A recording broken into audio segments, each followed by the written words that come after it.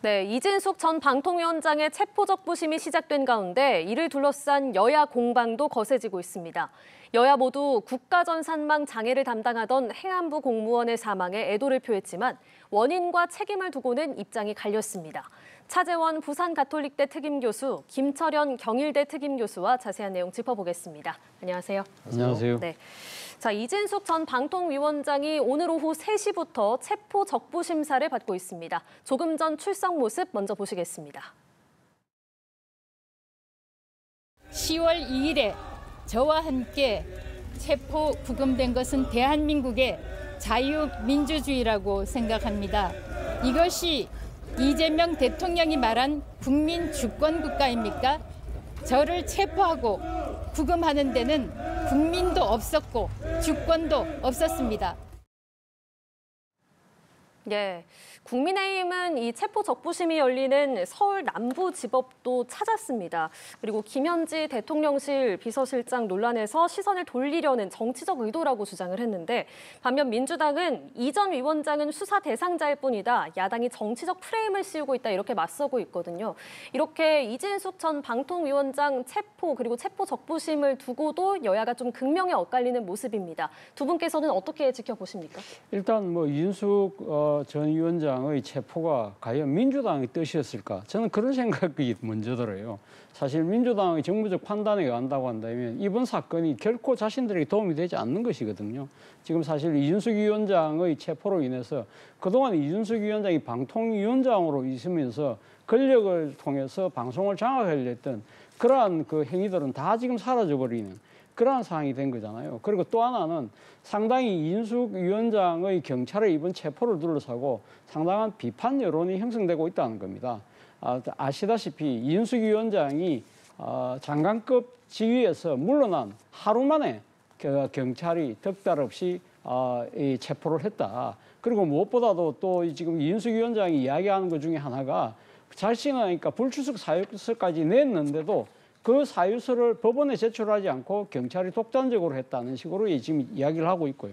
그리고 또 국민들에게 비치는 이미지 자체가 이준석 위원장이 지금 뭐랄까요? 그러니까 손주를 둘 만한 나이의 지금 여성이거든요. 그렇다고 한다면 이런 여성한테까지 그 수갑을 채우는 모습. 특히 가장 중요한 부분은 이 대목이겠죠. 현행범도 아니고 도주나 증거 인멸을 우려도 없는 상황에서 그리고 지금 받고 있는 혐의 자체도 그렇게 중죄가 아니잖아요. 그렇다고 한다면 체포까지 심했다는 측면이 있기 때문에 이런 비판 여론을 감안할 때 민주당은 모르긴 몰라도 상당한 소가리를 하고 있을 가능성이 저는 크다는 생각이 들고요. 특히 이번 사건으로 인해서 그동안 이준석 위원장에게 상당히 그 뭐랄까요, 주어져 있었던 이미지 자체가 극우 여전사였는데 어느 순간 보면 가여운 보수 여전사로 바뀐 듯한 그런 모습은 결코 민주당이 원래 의도하지 않았을 가능성이 저는 크다는 생각이 들기 때문에 이런 부분을 지금 야당이 계속적으로 공격하는 부분은 물론 경찰의 잘못된 이 법 집행에 대한 질타는 가능할 수 있다 하더라도 이것이 지속 가능한 하나의 정치적 무기로 갖고 가기는 좀 힘들지 않을까라는 생각도 듭니다. 네, 어떻게 보십니까? 그래서 저는 이번 이진숙 전 방통위원장의 어떤 긴급 체포 과정에서 보면 이것이 과연 영등포 경찰서장 수준에서 결정될 수 있는 사안인가 하는 생각이 들거든요.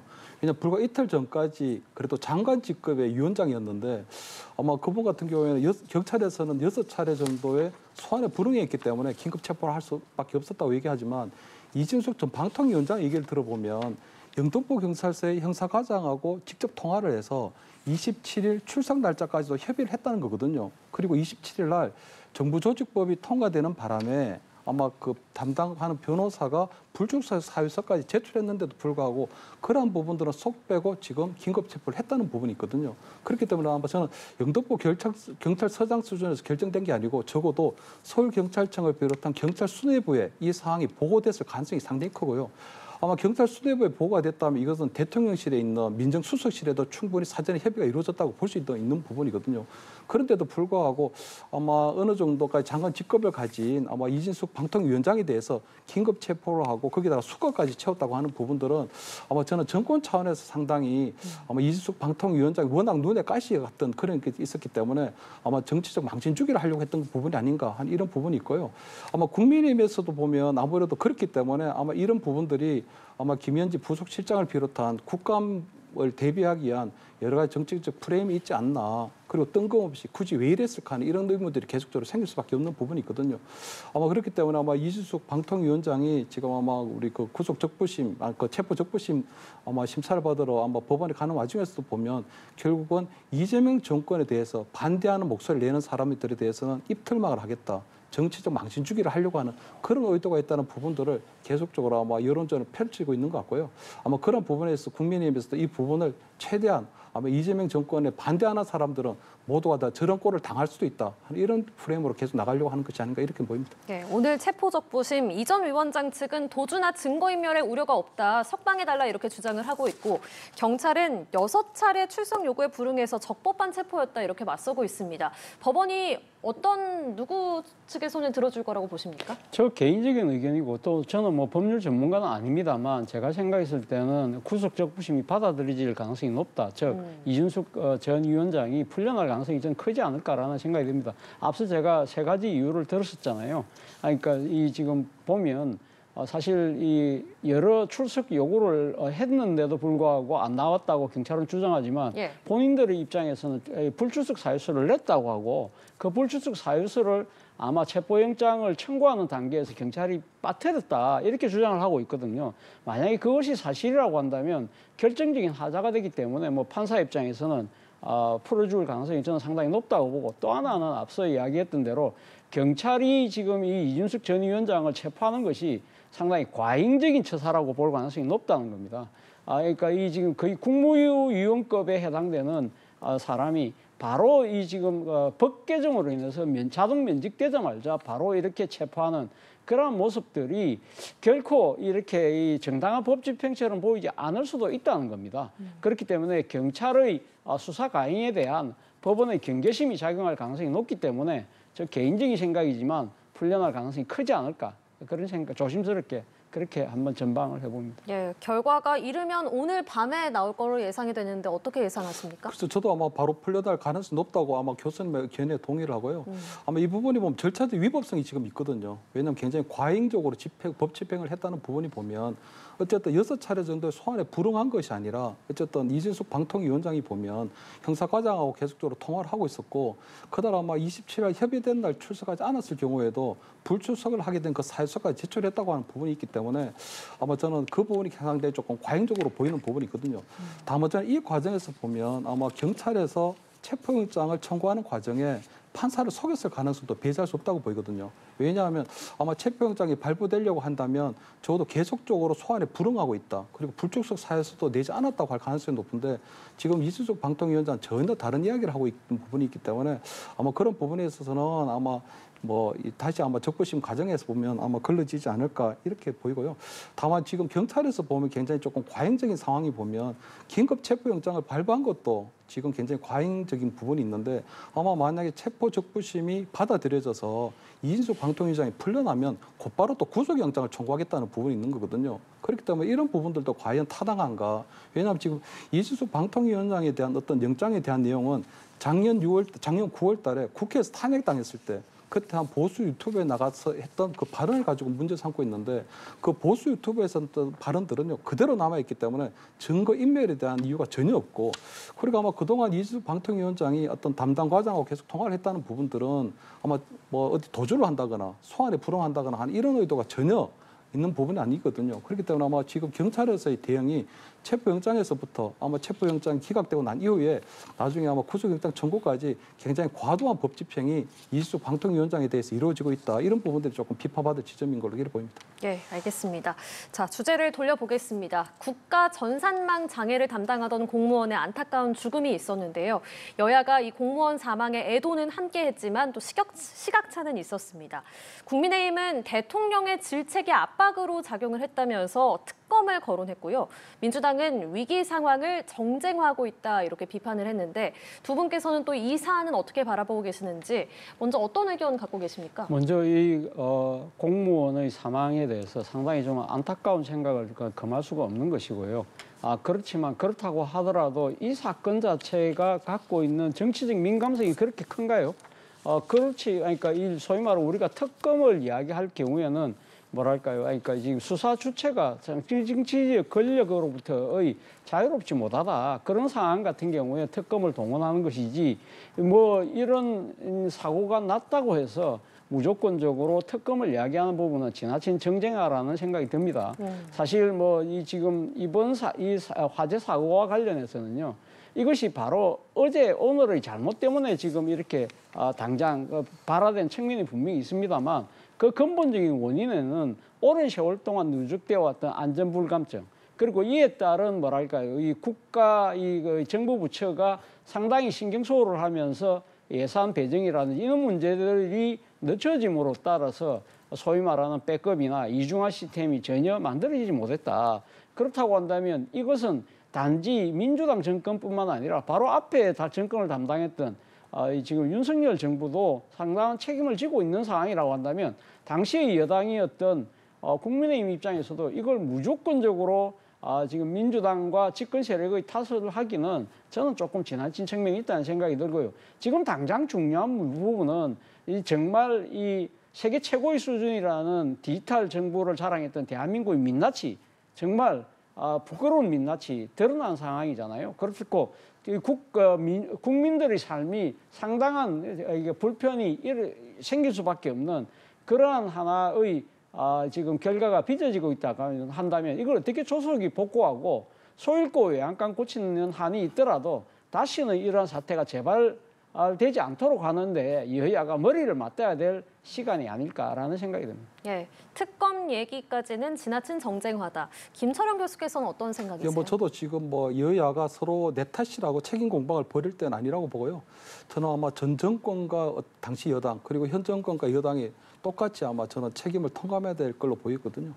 다만 지금 이제 고인이 되신 망자가 보면 50대 중반의 서기관급으로 알고 있는데 그렇게 따지면 한 30여 년 정도를 아마 우리 공직에 계속적으로 헌신하고 봉직에 오신 걸로 돼 있는 부분이거든요. 그나마 이번 사태를 맞이해서 아마 본인이 느꼈을 어떤 뭐 이 국민 불편에 대한 어떤 죄책감 그리고 아마 계속적으로 아마 지연이 복구되고 있는 것에 대한 어떤 심리적 압박감을 상당히 느꼈을 걸로는 보이거든요. 그 모든 것들이 아마 본인이 개인적으로 짊어져야 될 그런 어떤 책임은 아닌데 본인이 그런 너무 슬픈 선택을 한 것에 대해서 너무 안타깝게 생각을 하고요.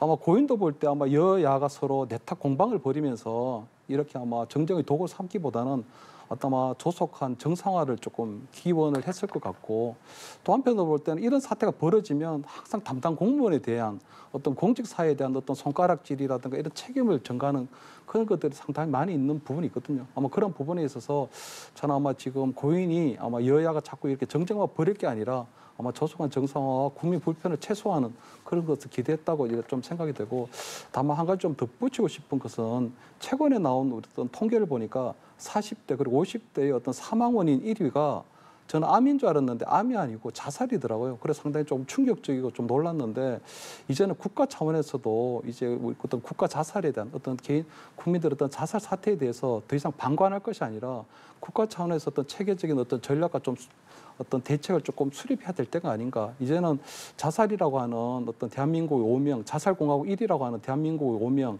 그리고 대한민국의 어떤 슬픈 자아상을 이제는 조금 치워야 될 때가 아닌가 이런 생각을 좀 해봅니다. 예. 그런가 하면 화재 당시에 이재명 대통령의 행적도 지금 책임론까지 번지고 있는 상황입니다. 국민의힘 주진우 의원이 대통령 부부의 예능 촬영이 화재 이후에 이루어졌다면서 추가 증거를 공개를 했고요. 또 강유정 대변인을 고발하겠다고도 했는데 일단 대통령실이 관련 방영을 연기해 줄 것을 해당 방송사 JTBC에 요청을 했습니다. 이 사안의 파장은 어디까지 갈 걸로 보십니까? 글쎄요. 저는 뭐 이 사안도 이렇게 정쟁으로 이렇게 몰고 갈 필요가 있을까라는 생각이 든다는 겁니다. 애초에 국민의힘 주진우 의원이 제기했던 부분은 화재 이후에 48시간 동안 대통령이 아무것도 하지 않았다는 주장을 했던 것이거든요. 그런데 대통령은 사실 이 화재가 발생했을 때는 26일 오후였잖아요. 당시는 그때는 유엔 총회 연설을 마치고 돌아오는 비행기 안에 있었던 것이고요. 도착하자마자 밤새워서 이 화재 현장의 여러 가지 상황을 보고받았다는 거잖아요. 그리고 화재 진압은 27일 밤늦게 진압이 완전히 끝났기 때문에 바로 그 다음날 아침에 이 긴급 비상대책회의를 열었고요. 그리고 그날 또 오후에는 사실 이 지금 18개 시도지사와 함께 이 사태에 대한 나름대로의 대책회의를 주재했거든요. 그렇다고 한다면 48시간 동안 아무것도 안 했다. 그 자체는 사실 지금 아닌 것이고, 또 하나는 물론 오늘 뭐 대통령실의 발표에 보니까 사실 그 28일 그 중간 시간 때 아마 녹화를 하신 것 같아요. 녹화를 한 것 같은데 아마 나름대로 대통령실도 고민은 저는 있었을 거라고 봅니다. 왜냐하면 이 대통령이 나오는 추석 특집 이 프로그램이기 때문에 상당히 진작에 아마 하고 싶었을 거예요. 그런데 대통령이 타이트한 일정 때문에 나름대로 조정 끝에 만들어진 시간이기 때문에 이 시간 말고는 다시 또 하기 힘들다. 그리고 또 하나는 이번 이 예능 출연이 단순하게 웃고 떠들고 하는 그런 예능이 아니잖아요. 추석을 맞이해서 지금 세계적으로 그러니까 열풍이 불고 있는 K컬처, 그 중에서도 K푸드라고 하는 우리 고유의 음식 문화와 그 맛을 전달하기 위해서 대통령 부부가 나서는 그러한 그 의도였던 만큼 그런 것도 아마 고려를 해서 출연을 강행하지 않았나는 생각이 들고요. 그리고 또 이 상당히 이 준비를 해놓은 제작진이나 출연진의 이 사정을 생각했을 때도 일방적으로 펑크를 내기는 쉽지 않았을 것이다. 그리고 또 하나는 화재가 완전히 진압된 상태였다는 것이고요. 그렇지만 오늘 뭐 뒤늦게라도 이 지금 예능 이 방송을 좀 연기해달라고 한 부분은 저는 잘한 대응이 아닐까라는 생각이 듭니다.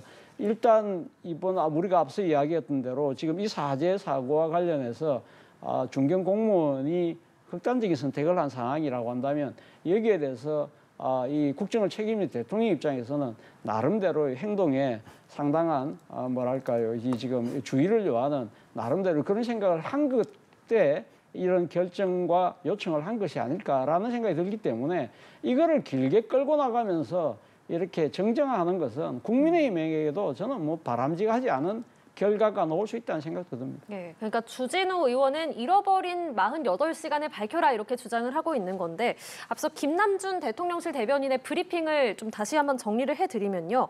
28일 오전에 대통령실 3실장 등과 대책을 논의한 뒤에 해당 프로그램을 녹화했고 오후에 중대본 회의를 주재하고 부처별 점검사항을 지시했다라고 브리핑이 있었거든요. 이번 사안은 어떻게 바라보고 계십니까? 그래서 저는 일단 뭐 대통령의 예능 출연에 대해서는 나쁘지 않다고 보이거든요. 일단 뭐 시대도 달라지고 있고 또 국민들께서도 보면 그걸 보고 괜찮죠, 즐거워하실 수도 있기 때문에 다만 그냥 대통령 예능 출연에 대해서 조금 싫으면 그냥 간단하게 채널을 돌려버리면 되는 사안이기 때문에 저는 아마 대통령 예능 출연 자체를 가지고 문제 삼는 건 뭐 아니라고 보고요. 다만 그 주진우 의원이 얘기했던 그 잃어버린 48시간에는 대통령 예능 촬영 시점이 굉장히 중요했던 걸로 보이거든요. 예. 왜냐하면 아마 26일 날 국가전산망이 어떤 화재가 나는 큰 사태가 있었고 28일 날도 보면 사실은 완전 진화가 됐다고 했다가 다시 사태가 심각으로 조금 격상되는 그런 상황이 있었던 부분이 있었거든요. 그렇기 때문에 아마 대통령이 당일 10시에 아마 그 비상대책회의를 주재를 하고 오후 5시에 했는데 그 사이 막간을 이용해서 했다고 하는 부분들이 과연 적절했느냐 하는 이런 부분에 있어서 저는 아마 주진우 의원이 문제 제기를 하는 걸로 보이거든요. 왜냐하면 그 사이 어쨌든 그 화재가 난 그곳에서는 공무원들이 사실 밤샘 복구 작업을 하고 있었는데 그 시간대 과연 대통령이 어떤 예능 출연을 위해서 가서 거기서 막 웃고 떠들고 하는 그 상황이 좀 바람직했느냐 하는 그런 근본적인 의문을 좀 던지고 있다고 하는 걸 보이거든요. 다만 지금 이제 대통령실은 어느 정도 의혹이 밝혀졌고 아마 법적 조치를 한다고 하니까 아마 주진우 의원에 대한 어떤 명예훼손 이런 뭐 아마 법적 조치가 뭐 강구될 걸로 보이는데 저는 아마 그 부분은 좀 대통령실에서 반드시 좀 했으면 하는 생각이 들거든요. 왜냐하면 명예훼손이라고 하는 제명으로 고소를 해야 적어도 어떤 주진우 의원이 잘못한 부분이 있으면 처벌도 받지만 그 주진우 의원이 주장했던 부분에 대한 진상 조사가 이루어지는 부분도 있거든요.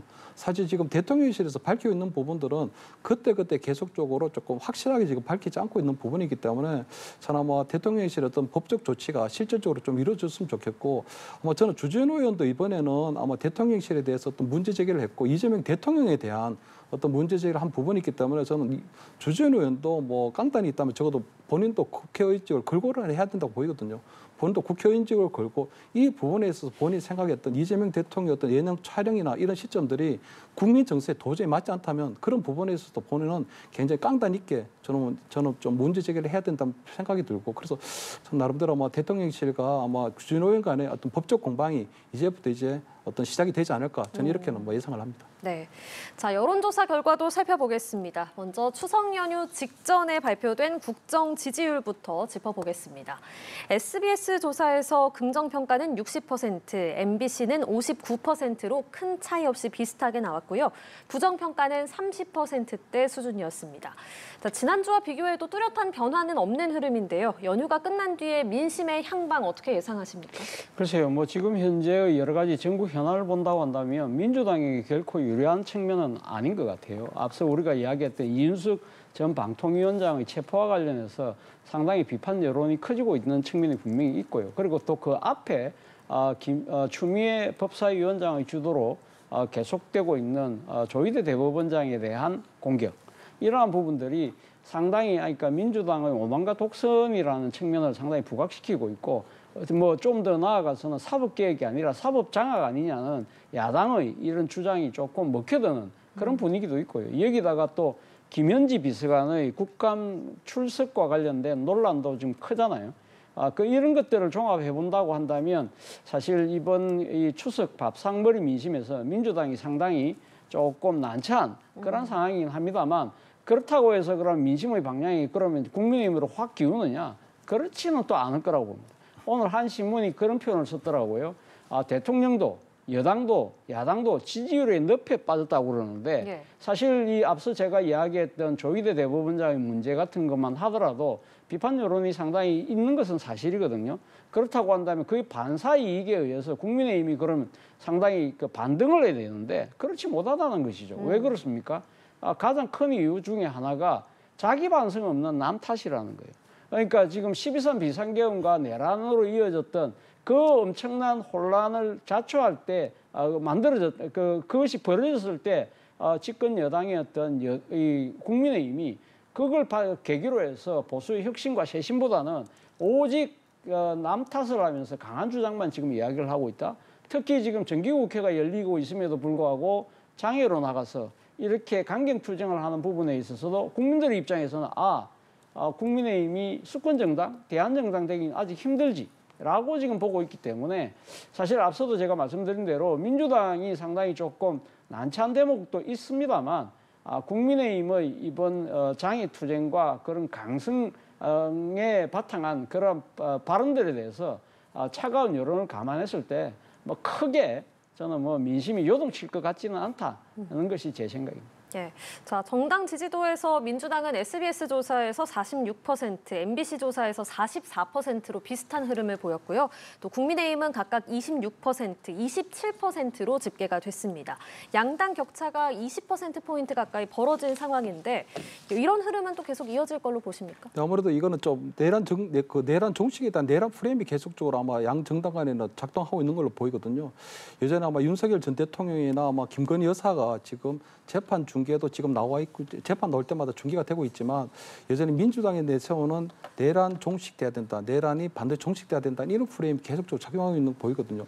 한편으로 볼 때는 뭐 지금 최근에 민주당에서 굉장히 뭐 어떤 검찰 해체를 비롯한 뭐 사법개혁을 굉장히 너무 급가속하는 것이 아니냐 하는 여러 가지 좀 부정적인 평가가 나오고 있긴 하지만 여전히 국민의힘이 윤석열 전 대통령과 또는 김건희 여사의 어떤 정치적 관계를 확실하게 지금 절연을 못하고 있는 상황이 되거든요. 그러다 보니까 지금 국민의힘에서 어떤 것을 주장하더라도 지금 먹혀들지 않는 그런 뭐 침체 상태에 조금 있지 않나 이렇게 보이고요. 그렇기 때문에 저는 민주당에서 계속적으로 지금 내란 종식이라는 그 프레임을 가지고 계속적으로 어떤 개혁이라는 이름하에 드라이브로 계속 걸 가능성이 크고 국민의힘이 그것을 벗어나기 위해서는 적어도 아마 국민주당이 너무나도 지금 일방적으로 국정운영을 한다고 하는 그 아마 어떤 주장들 좀 먹혀들려면 적어도 윤석열 전 대통령과의 정치적 절연은 좀 필연적이다. 근데 아마 그런 부분들이 아마 계속적으로 어떤 재판이 중계되고 있고 내란에 대한 어떤 재판이 중계가 되고 있고 김건희 여사에 대한 재판이 중계가 되고 있는 상황에서는 계속적으로 그 부정적인 어떤 이미지가 계속 국민의힘이 더셔질 수밖에 없는 부분이 있거든요. 그렇기 때문에 저는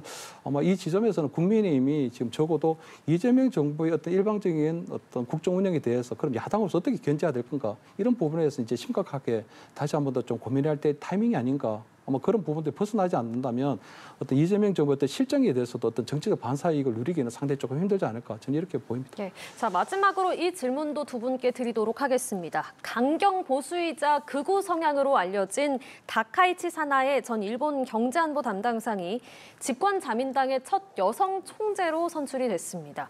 이시바 총리 후임 총리가 이제 될 걸로 보이는데 한일 관계에 미칠 파장에 대해서는 어떻게 보시는지요? 일단 뭐 적신호가 들어온 것이 아닐까라는 생각이 듭니다. 앞서 말씀하신 것으로 상당히 극우 강경의 목소리를 내고 있기 때문에 별명이 이 여자 아베잖아요. 그리고 특히 이 산하의 이 지금 신임 총재라고 이야기를 할 수 있겠네요. 그죠? 예. 신임 총재는 앞으로 이제 곧 일본 총리가 될 가능성이 거의 99.9%인데 그렇게 될 경우에는 본인이 지금 계속적으로 지금 주장해왔던 극우 강경한 보수의 목소리를 바탕에서 정책을 몰고 갈 가능성이 높다는 것이죠. 그것이 특히 한일 관계의 가장 민감한 문제 중에 하나인 과거사 문제에 대해서 그동안에 상당히 극우적인 모습을 보여왔다는 것이죠. 예를 들면 정기적으로 지금 야스쿠니 신사를 참배를 하고 있고요.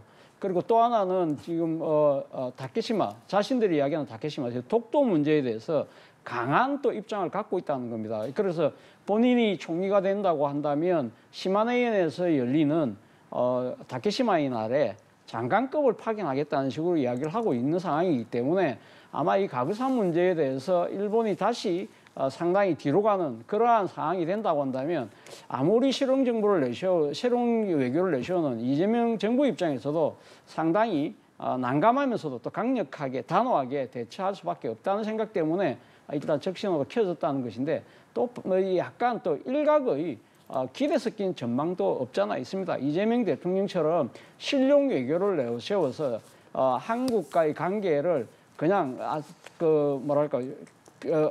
상당히 좋게 나가려고 하는 움직임을 볼 수 있다는 것이죠. 이 바탕에는 지금 북한의 핵 도발이 강화되고 있는 측면이 있기 때문에 일본 입장에서도 안보의 문제가 지금 발등에 불이거든요. 그렇다고 한다면 한미일 공조를 통한 이 대북 견제라는 차원에서라도 한국 정부와 이 관계를 악화시킬 가능성이 적다라는 관측도 있기 때문에 일단 한번 지켜보겠습니다. 네. 이게 좀 약간 우려되는 부분이 있지만 저는 한일 관계가 그렇게 큰 변화가 있을 거로 보이지 않거든요. 왜냐하면 이 부분은 이재명 대통령이 참 잘한 부분인데 지난번에 먼저 일본을 먼저 방문해서 이시바 총리하고 과거사 문제에 대해서 확실하게 정리를 했거든요. 그러니까 윤석열 정부 때나 박근혜 정부 때 이루어졌던 위안부 합의라든가 강제징용에 대한 합의에 대해서 더 이상 문제 삼지 않겠다. 그 부분을 존중하겠다고 했기 때문에 이제는 한일 관계에 걸림돌이 됐던 그런 과거사 문제가 다 정리가 됐다고 보이거든요. 그렇기 때문에 굳이 뭐 새롭게 이제 여성 총리가 되는 그 뭐 이 다카시마 총재가 굳이 한일 간에 정상 간에 벌써 이루어진 어떤 과거사에 대해서 매듭이 된 부분에 있어서 굳이 저는 뭐 다시 문제 삼을 걸로는 보이질 않고요. 다만 그냥 저는 이 한미 관계가 계속적으로 불안정해지고 있는 상황이라고 보이거든요. 이번 달 말에 아마 그 아펙 회의가 경주에서 열리는데 그 전에 트럼프 대통령이 27일부터 29일까지 3일간 일본을 먼저 방문해서 새 총리하고 정상회담을 하는데 한국에는 단 12시간밖에 머물지를 않는다는 거거든요. 거기다가 아펙 정상회의에 있는 어떤 정상 간의 회의는 참석을 하지 않고 단지 비즈니스 서밋이라고 해서 잠깐 그냥 경제인들이 모이는 데만 잠깐 참석을 하고 가기 때문에 저는 아마 트럼프 대통령하고 지금 우리가 한미 간에 관세 협상이 계속적으로 교착 상태에 있는데 아마 트럼프 대통령 입장에서 볼 때는 만약에 이 부분을 압박하려면 아펙 회의까지 왔는데도 불구하고 이재명 대통령과의 어떤 정상회담이 또는 정상적인 만남이 이루어지지 않는다면 이런 것들은 한미 관계에 굉장히 불안정성이 있는 부분이 있거든요. 그렇기 때문에 저는 한일 관계보다는 지금 한미 관계의 불안정성에 더 한국 외교의 영향을 조금 집중해야 될 때가 아닌가 저는 이렇게 보입니다. 네, 알겠습니다. 두 분 말씀은 여기까지 듣도록 하겠습니다. 지금까지 차재원 부산가톨릭대 특임교수, 김철현 경일대 특임교수와 함께했습니다. 고맙습니다.